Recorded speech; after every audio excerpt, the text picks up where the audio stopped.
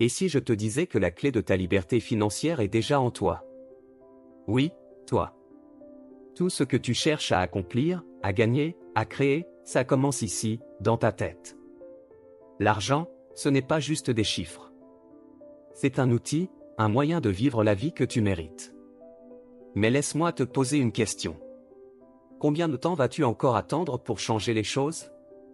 Tu sais pourquoi tant de gens n'atteignent jamais la liberté financière? Ce n'est pas parce qu'ils manquent de talent ou de potentiel. Non. C'est parce qu'ils sont prisonniers de leurs propres croyances. On grandit en entendant des phrases comme « l'argent ne pousse pas sur les arbres ». L'argent, ça rend les gens mauvais. C'est trop risqué, reste dans ta zone de confort. Et ces croyances s'ancrent profondément. Elles deviennent des freins invisibles. On a peur. Peur d'échouer. Peur de prendre des risques. Mais écoute bien ceci, les limites ne sont pas réelles. Elles sont dans ta tête. Et ce qui te retient aujourd'hui, c'est ce que tu crois être vrai sur l'argent. Alors, comment on change ça? Comment on passe d'un état d'esprit de peur et de blocage à un état d'esprit de croissance et d'abondance? Voici les clés pour y parvenir. Premièrement, apprends les règles du jeu. L'éducation financière, c'est ton super pouvoir.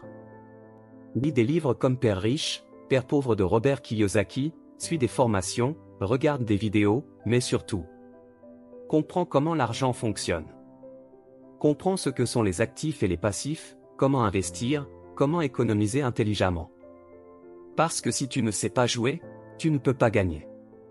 Deuxièmement, change ta relation avec l'argent. L'argent n'est ni bon ni mauvais, c'est neutre. C'est un outil. Et plus tu en as, plus tu peux aider les autres et construire la vie que tu veux. Arrête de penser que gagner beaucoup, c'est mal. Arrête de penser que tu ne mérites pas d'être riche. Tu le mérites. Tu as le droit de réussir. Troisièmement, investis dans des actifs. Les actifs, c'est ce qui met de l'argent dans ta poche pendant que tu dors. Ça peut être des actions, de l'immobilier, des entreprises ou même tes compétences. Imagine, au lieu de travailler pour l'argent, ton argent commence à travailler pour toi. Tu te réveilles le matin, et tes investissements ont grandi. Ça, c'est la puissance des actifs. Quatrièmement, fixe-toi des objectifs clairs et précis. Ne te dis pas juste « je veux être riche ». Dis-toi « je veux économiser 10 000 € cette année ». Ou « je veux investir dans un bien immobilier d'ici 2 ans ».